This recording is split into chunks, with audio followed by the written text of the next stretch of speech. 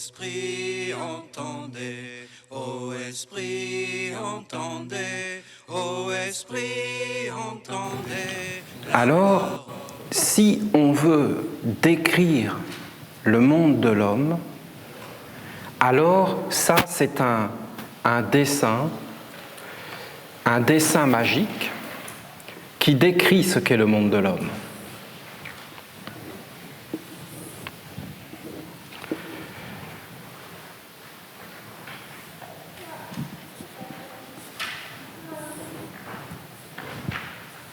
Ça, c'est Pharaon.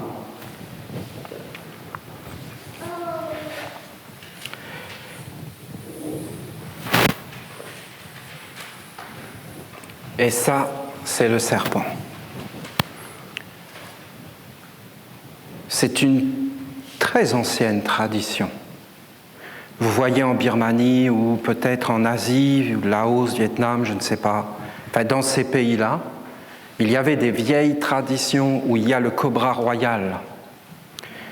Et le cobra royal, c'est un serpent majestueux. Je pense même que son poison, on parlait de l'éléphant, il peut mordre un éléphant et le tuer. Vous vous rendez compte la puissance du venin? Parce qu'un éléphant, quand même, c'est costaud. Ils allaient vers ce cobra qui se dressait et ils devaient l'embrasser 3 fois. Ils connaissaient comment faire, comment s'approcher, mais ce n'était pas simplement une technique. C'est que tu dois avoir triomphé à l'intérieur de toi de la peur. Si tu as peur de mourir, parce que dans l'ancien temps, plus maintenant, maintenant c'est du cirque, mais dans l'ancien temps, le serpent n'était pas le serpent. Il était le représentant de forces cosmiques, d'entités spirituelles. C'était des mondes. Et quel monde c'était? Le serpent représente le monde de l'homme. Le monde de l'homme, c'est le serpent. Si tu veux représenter le monde de l'homme, l'image du serpent vient. Et on l'a mis sous beaucoup de formes. Beaucoup de traditions ont parlé du serpent. Le serpent, c'est l'homme. Et dans ces traditions, eh bien, qu'est-ce que c'est le serpent? C'est cette vie universelle. L'homme n'est pas, mais il devient. Quand tu t'approches du monde de l'homme, il n'y a rien. Parce que le monde de l'homme est néant. Mais dans ce néant, il y a le tout possible. Tout peut exister. C'est comme sur ce tableau. Il n'y a rien, mais je peux tout dessiner. Se présenter devant le serpent comme font ces êtres en Asie, qui sont d'ailleurs énormément charmants, et d'une distinction et d'une noblesse et d'une élégance, les Asiatiques. Ils ont réussi à garder un espèce de charme, une joie, une délicatesse. Alors, ceux qui s'approchent de ce serpent, quand tu t'approches du serpent, tu ne t'approches pas d'un serpent, tu t'approches de toi.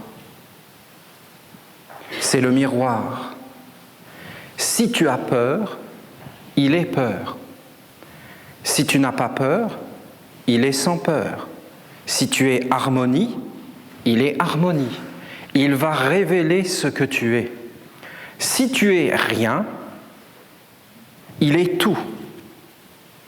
Et il te prend. Et il te possède. Et il entre en toi. Et il dit qui tu es. Et tu n'as plus le choix. Car il imprime en toi ce que tu es. Il va dire, tu es comme cela, tu es comme cela. Et il va te définir. Et en te définissant, il t'a tué. Parce que dès que tu es défini, fixé, eh bien tu ne peux plus bouger, tu es incarné. Alors qu'à la base, tu es le tout. Au-dessus du monde des hommes, il y a le monde des dieux, c'est-à-dire les anges. Et en dessous du monde des hommes, il y a la mer.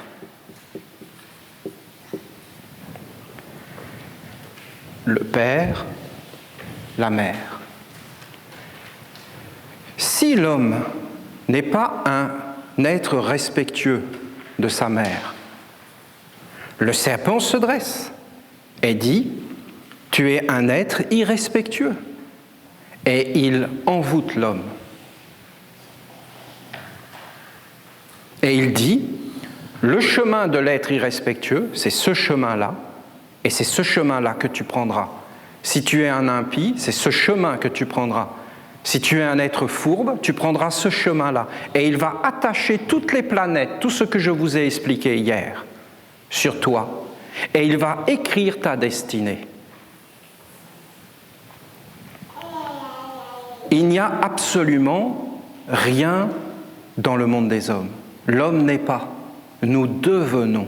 Et nous devenons en fonction de ce que nous mettons au monde. Ça, c'est les premières clés. C'est pourquoi le monde divin n'intervient pas dans le monde des hommes.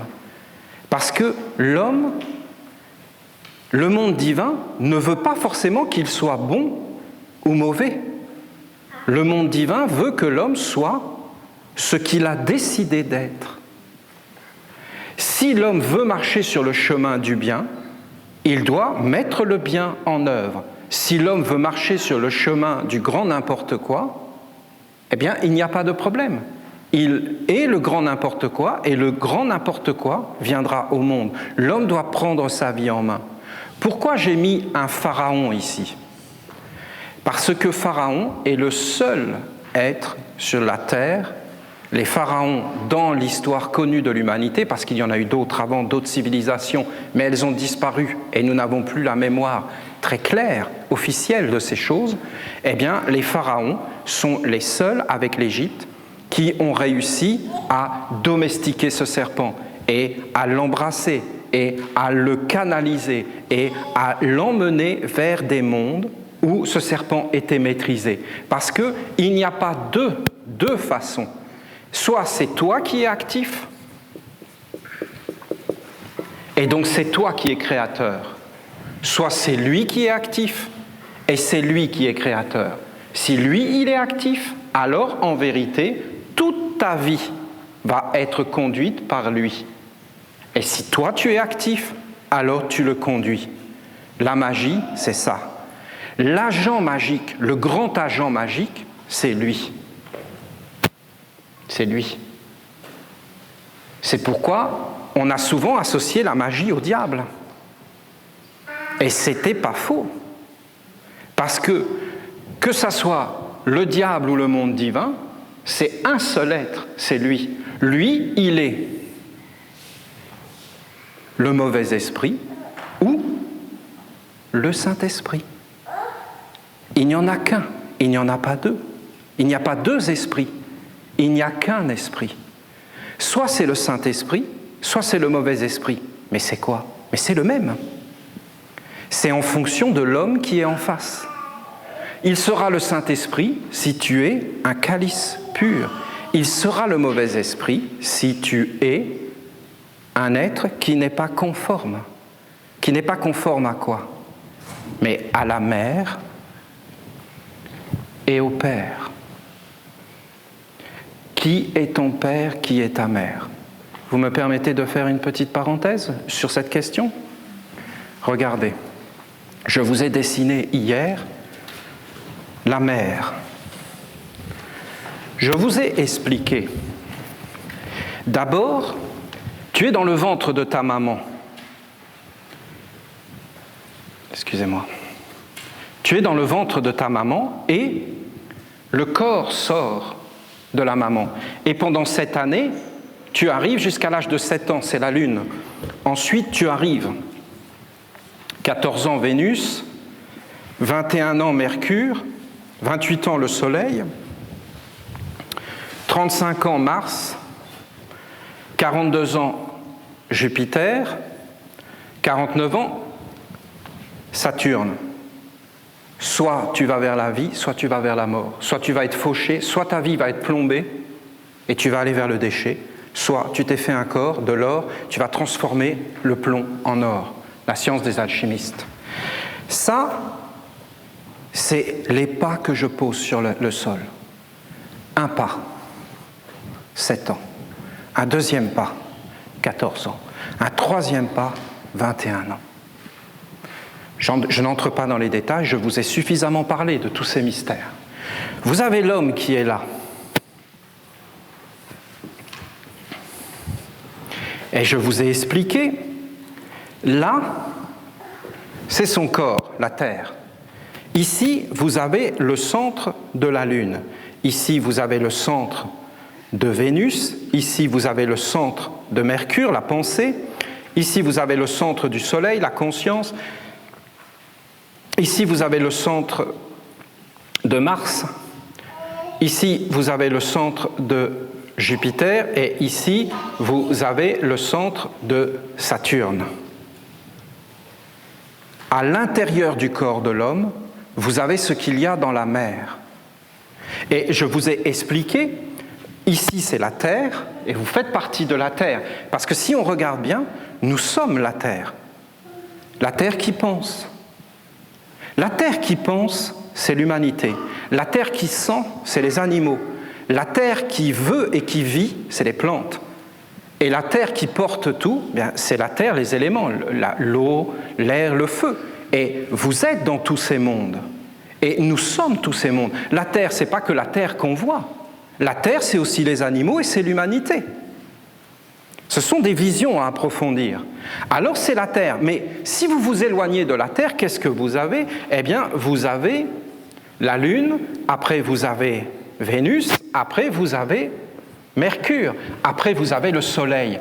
Normalement, ça continue vers le haut. Mais je ne vais pas vous parler de ces mystères aujourd'hui. Parce qu'aujourd'hui, tel qu'il faut l'écrire, ça redescend. Normalement, ça ne devrait pas redescendre. Mais aujourd'hui, ça redescend. Ici, vous avez Mars, ici, vous avez Jupiter, et ici, vous avez Saturne. Et je vous ai expliqué qu'il y a le corps physique, il y a le corps aurique, il y a le corps spirituel et il y a le corps divin. C'est comme ça qu'est créé l'homme.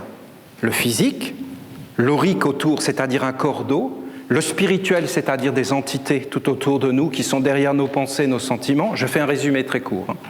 Et au-dessus, le monde divin, qui peut être, comme je vous ai expliqué, diabolique ou divin. Ça, c'est l'homme. Regardez, c'est là que je voulais en venir. Père, que ton nom soit sanctifié, que ton règne vienne, que ta volonté soit faite, sur la terre comme au ciel.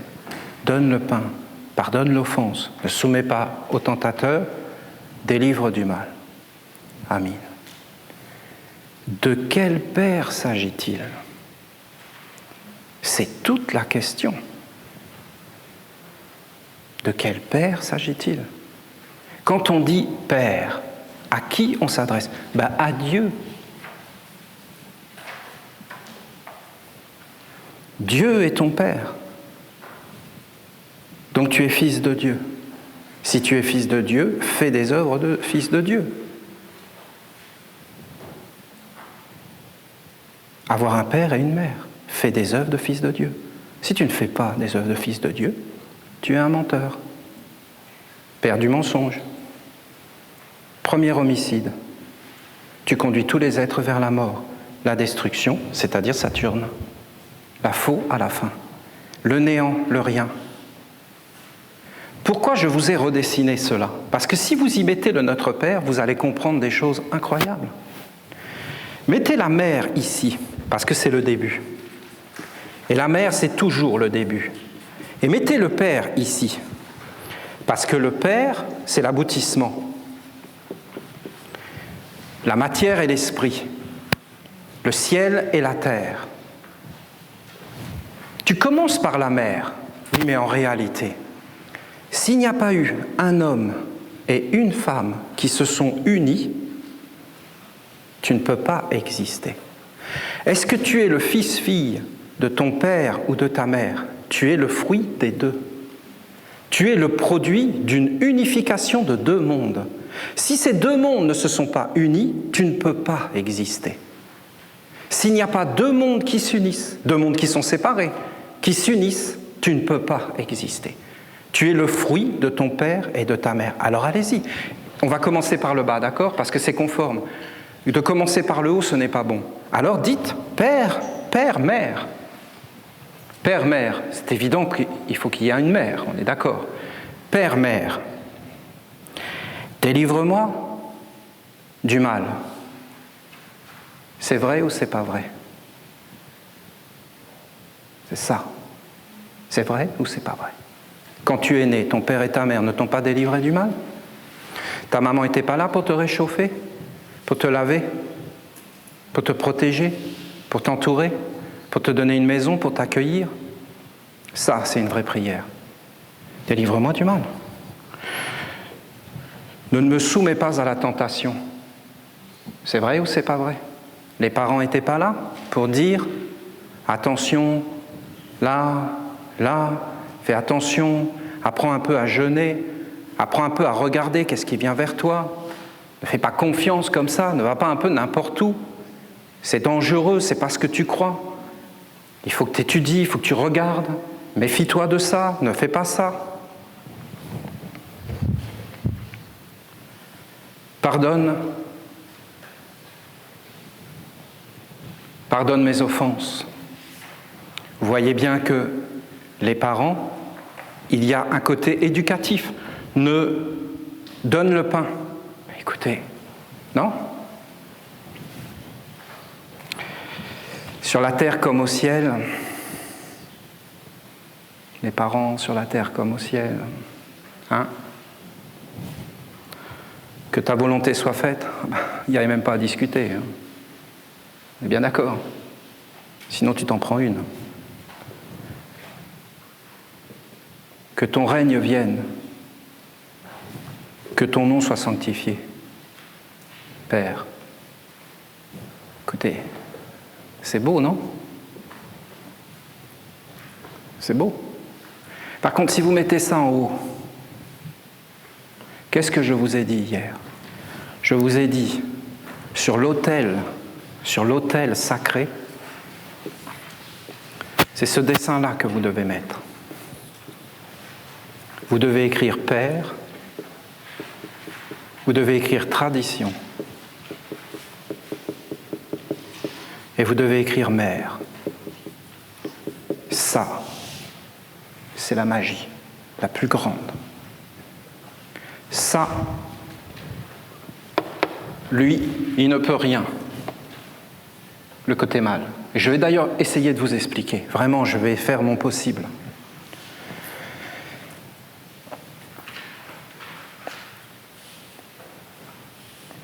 Qu'est-ce qu'ont dit les chrétiens?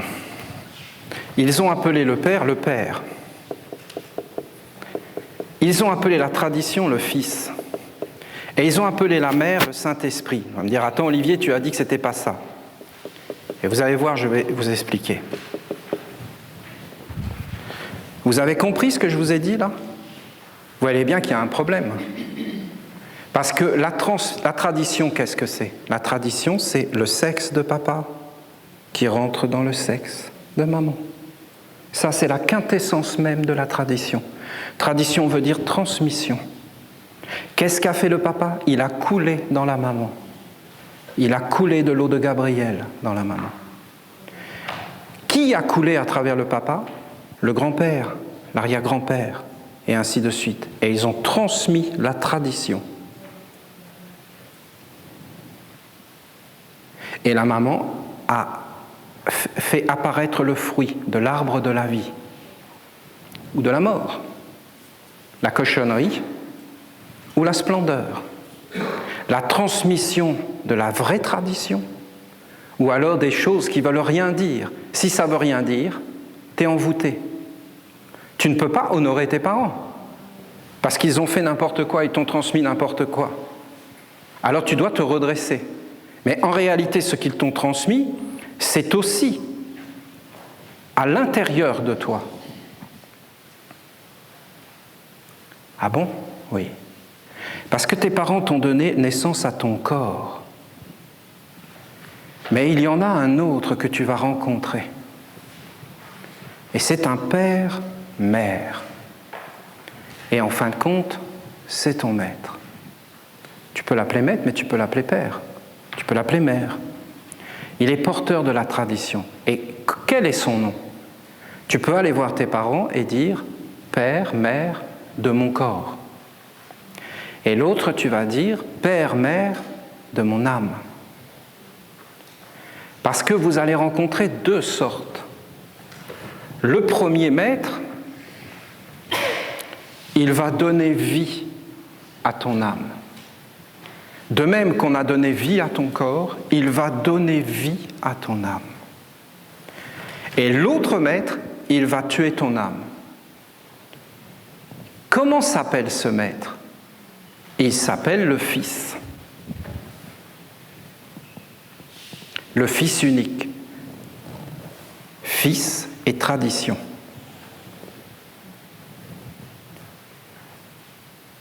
Alors allez-y. Admettons que ça soit Peter de Nove. Délivre-moi du mal. Ne me soumets pas à la tentation. Pardonne mes offenses. Donne le pain de la sagesse, sur la terre comme au ciel. Nos society. Ah, je me mets à l'anglais. Que ta volonté soit faite. Mais bien sûr. Que ta volonté soit faite. À toi, Peter de Nove, Père. À toi, Adolf Hitler, Obama, Sarkozy, tout ce que vous voulez, la reine d'Angleterre pour ici. Non. Ah, mais c'est un conflit direct. Non, que ta volonté soit faite dans l'état dont tu es, respect de toutes les lois, les traditions du monde de l'homme, si vous voulez, mais tu n'es pas le Père de mon âme. Père de mon âme, Olivier. Mais c'est le Père céleste. Mais tu ne le connais pas. Tout ça est un mélange. Tu dois savoir qui est le Père de ton corps, qui est le Père de ton âme et qui est le Père du monde divin.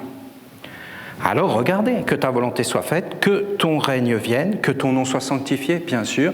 C'est la tâche des Esséniens de sanctifier le nom de tous les fils de Dieu, qu'ils soient Bouddha, Hermès, Mani. Peter de Nove, c'est la tradition. La tradition est vivante d'un maître. Vous ne trouvez pas ça plus clair? C'est beaucoup plus clair. Parce que tu sais d'où viennent les choses. Si tu ne sais pas d'où viennent les choses, eh bien en réalité c'est très simple. Tout est dans la confusion. Et ensuite, eh bien tu as le Père céleste. Qu'est-ce qu'un maître et une tradition? C'est quelqu'un qui porte le Père. Alors toi aussi, tu vas rentrer dans le troisième et tu vas devenir un porteur de tradition, conscient. Et tu vas porter un monde de beauté et de splendeur, et tu vas l'offrir à la mère. Alors vraiment, là, tu peux dire « Père », parce que tu as été formé. Mais sinon, tu dis « Père » et en fin de compte, il n'y a rien. Et tu fais les œuvres où on est en train de détruire la planète, l'humanité et tout. Et tout le monde est en train de se gargariser, nous sommes les êtres du bien. Mais c'est vraiment n'importe quoi. Tout ça, c'est ça, cette magie dont je vous parle. Vous comprenez? Ça va jusque-là. C'est qu'il faut qu'on soit clair dans la vie. Il faut vraiment qu'on sache tout. Sinon, ça t'attrape sans même que tu le saches. Et ça te conduit là où tu ne veux pas forcément aller. Alors regardez, qu'est-ce que c'est ça? Qu'est-ce que c'est le Saint-Esprit? Eh bien, le Saint-Esprit, ce sont les mystères du sexe. Du sexe. Le Saint-Esprit, c'est l'union des sexes. Et c'est ça, le Saint-Esprit. Parce que lorsque deux sont réunis, un troisième apparaît. Et c'est ça le Saint-Esprit.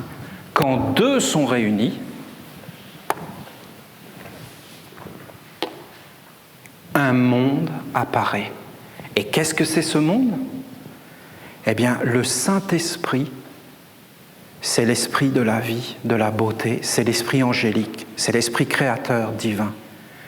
Mais le monde qui apparaît, ça peut être le mauvais esprit. Le mauvais esprit, c'est les casseroles qui volent, c'est le mauvais œil, quand deux sont réunis, il y en a un troisième. Tu ne peux jamais vivre à deux, tu vis toujours à trois. C'est même pas l'idée de faire un enfant, c'est qu'on est des créateurs. Deux, ça peut être nous, là, moi et toi. C'est deux. Nous, ensemble. Ce que l'on fait, c'est soit le Saint-Esprit, soit le mauvais esprit. Mais nous ne pouvons pas faire quelque chose où rien n'apparaît. Nous faisons ce que nous sommes. Si nous avons été mal formés, nous enfantons le malheur, la destruction et la mort. Si nous avons été bien formés par la tradition, nous enfantons la lumière, la mère, le Père. Quelle est la terre sous tes pieds? Quel est le ciel au-dessus de toi?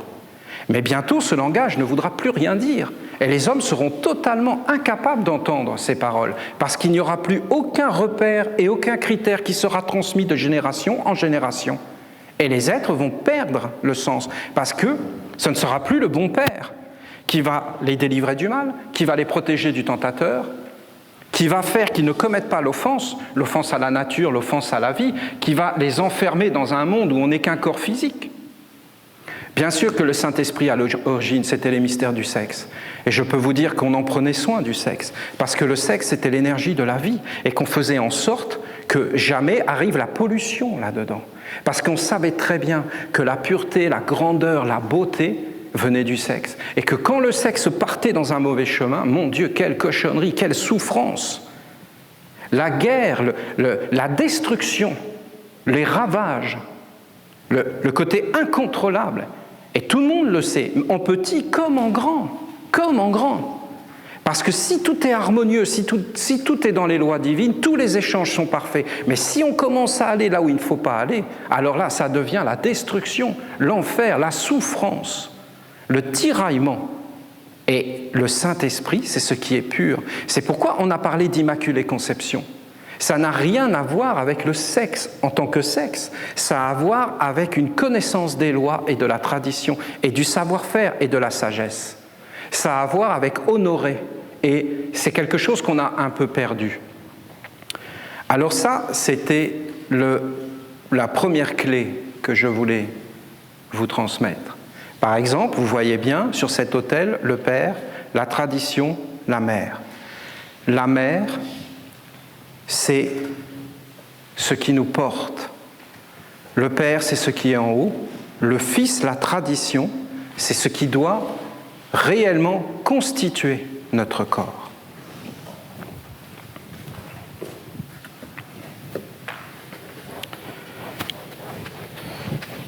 Cette magie des Esséniens,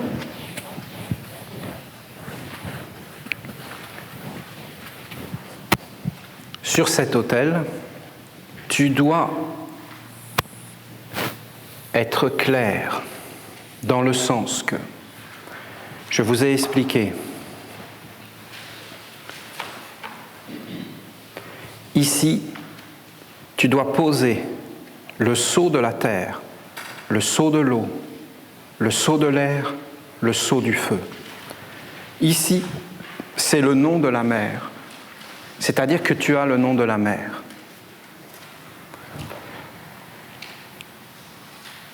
La nation essénienne, aujourd'hui, je ne parle pas en tant qu'individu des Esséniens, je parle en tant que nation.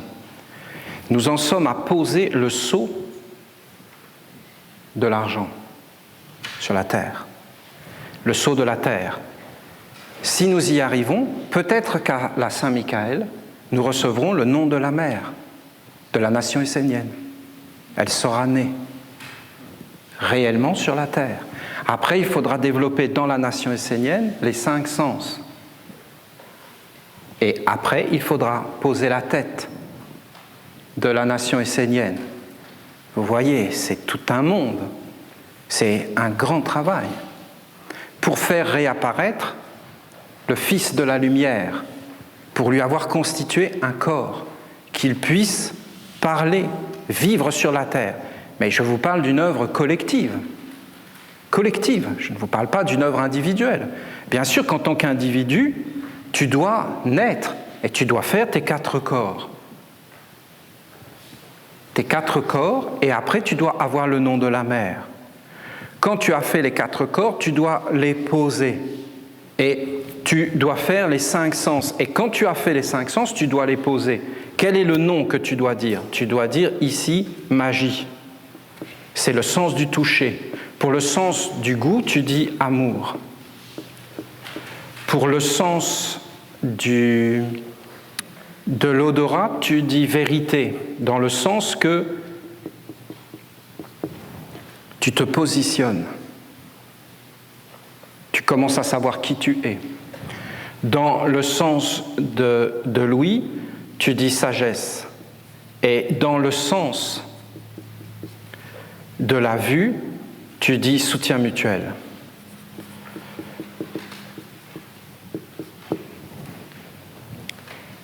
Lui, il vient. Il te dit, qu'est-ce que c'est la vue? Tu dis, c'est quand je vois. Terminé. C'est quoi sentir? C'est quand je sens. Il est bête celui-là ou quoi? Terminé. Il est déjà dans ton corps. Il n'y a plus de monde. Tu lui appartiens entièrement. Tu dis, c'est qui le Fils de Dieu? C'est la deuxième personne de la Trinité. Vous entendez? Je vous le refais, mais écoutez avec vos oreilles. C'est qui le Fils de Dieu? C'est la deuxième personne de la Trinité.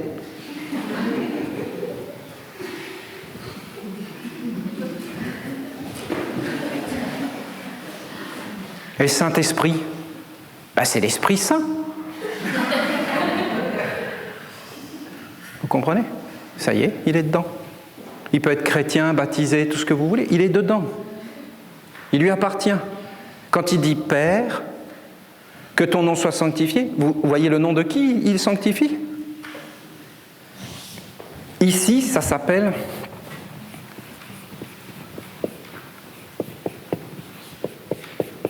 Saint Jean l'appelle la bête. La bête, en fin de compte, c'est juste la bêtise, c'est pas plus que ça. Dites à un idiot qu'il est idiot. Il dit, non mais oh, tu rigoles, je suis diplômé. Et ici, bien sûr, c'est la sagesse. Ça, c'est les plus grands secrets. Parce que vous comprenez bien qu'aujourd'hui, on se prend tous pour des sages. C'est ça le grand problème. Tout le monde pense qu'il est dans la vérité, qu'il est le plus grand, le plus beau, parce qu'il se regarde dans le miroir. Mais s'il l'embrasse, bien sûr qu'il va voir tout ça. Mais c'est un mensonge, une illusion.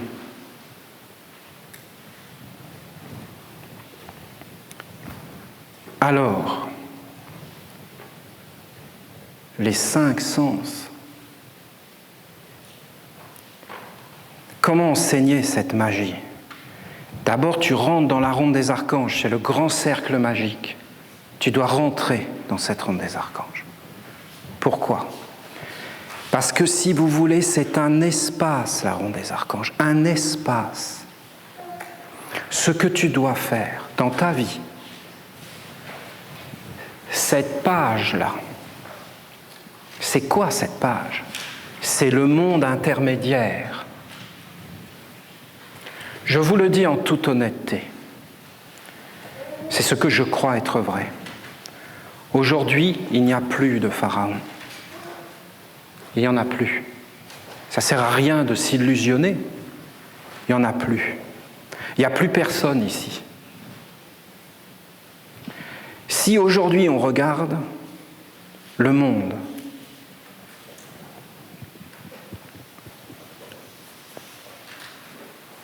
aujourd'hui, c'est lui qui a pris la place ici et qui est rentré dans l'œil.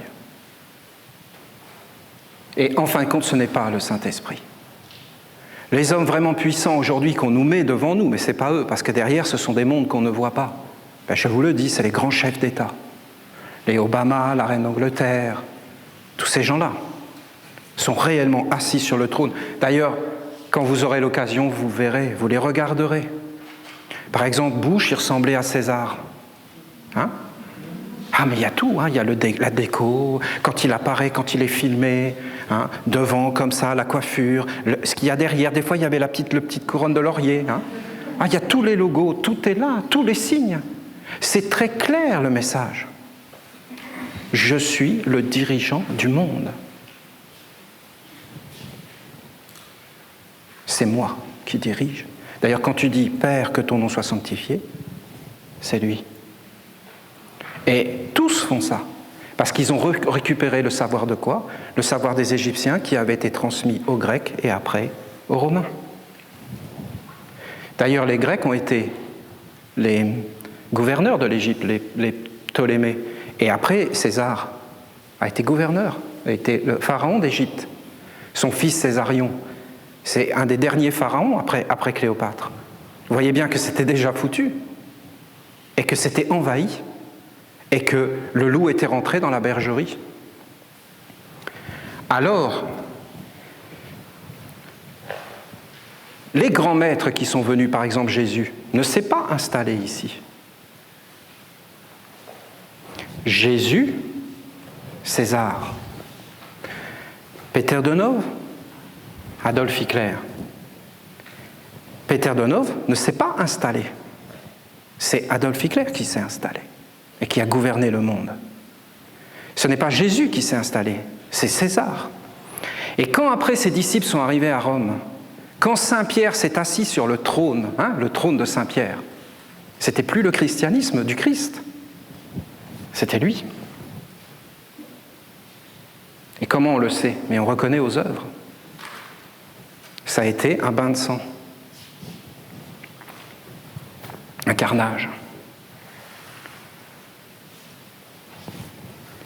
Le but des Esséniens, c'est de reconstruire ça et de faire en sorte qu'il y ait un pharaon qui s'assoit sur son trône. Je vous dis, nous en sommes à poser ce sceau-là, ce n'est pas fait. C'est un travail de titan. Est-ce qu'on veut éliminer la bêtise et tout ça? Mais non, c'est une utopie. La bêtise est la bienvenue sous nos pieds pour faire pousser les tomates. Elle est la bienvenue. On la met au travail. On ne la met pas chef d'État. On ne la met pas dans les laboratoires pour faire des recherches nucléaires. La bêtise. On ne la met pas à gouverner, la bêtise. On la met à sa place, à nettoyer la porcherie, vous voyez, c'est tout. C'est ça de gouverner. Alors voilà ce que vous devez faire, vous, individuellement. Individuellement, vous devez d'abord rentrer dans la ronde des archanges, ensuite vous devez faire vos 4 corps, le nom de la mer, les 5 sens, les 6 lunes. Si vous n'arrivez pas à le faire, vous devez être lié avec des êtres qui le font. Vous devez poser les sceaux dans votre vie pour vous présenter devant les mondes invisibles et protéger vos maisons, vos familles et votre vie. Qu'est-ce que vous devez faire? Vous devez séparer dans votre vie. Vous devez faire cette ligne ici. Ici, vous devez mettre ce qui est faux ou ce qui est bête dans votre vie. Il y a plein de choses, si vous êtes conscient. Si vous êtes réellement conscient, si vous êtes inconscient et que vous ne vous regardez pas en face, vous allez dire « mais non, je suis parfait ». Là, tu es vraiment en danger. Non, tu es vraiment en danger. Mais si tu dis « ah ça, dans ma vie, qu'est-ce que c'est bête, mais qu'est-ce que je suis bête quand je fais ça ?» Eh bien, c'est bien, tu le mets là. Ça, je suis vraiment bête. Tu le mets là et tu lui donnes à lui. Il faut que tu le saches. Donne-lui, de toute façon, c'est foutu. Tu garderas rien de ça. Quand tu vas mourir, tout ça, c'est fini. Par contre, ce qui est sage dans ta vie, tu ne lui donnes pas. Ce qui est vrai, tu ne lui donnes pas.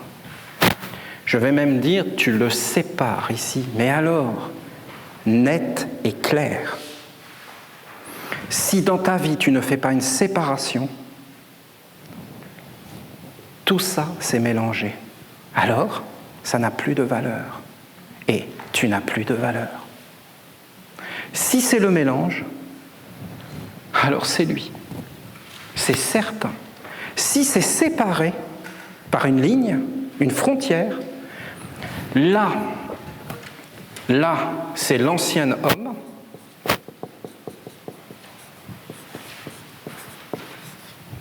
Et là, c'est le nouveau. Là, c'est l'homme, et là, c'est l'Essénien.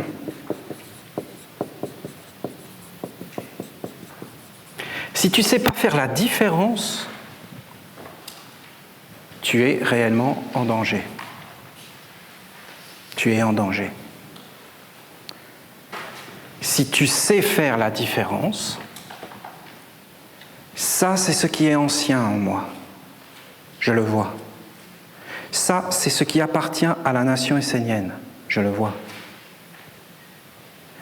Ça, c'est la ronde des archanges.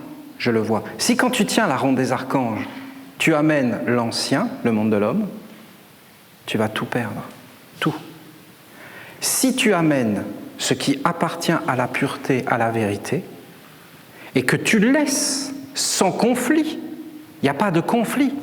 Il n'y a pas de conflit à avoir. Parce que tu comprends, de toute façon, tu vas le laisser. Laisse-le avant. Parce que si tu le laisses là, tu es passif. Si tu es passif, lui est actif. Si tu le laisses toi volontairement, tu deviens actif. Si tu es actif, lui est passif. La magie, c'est d'être actif. Actif. Tu vois, tu agis. Tu vois et tu n'agis pas.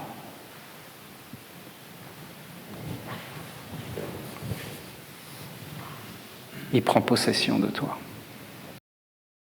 Ô esprit, entendez, ô esprit, entendez la parole de la mer. Ô esprit, entendez, existez.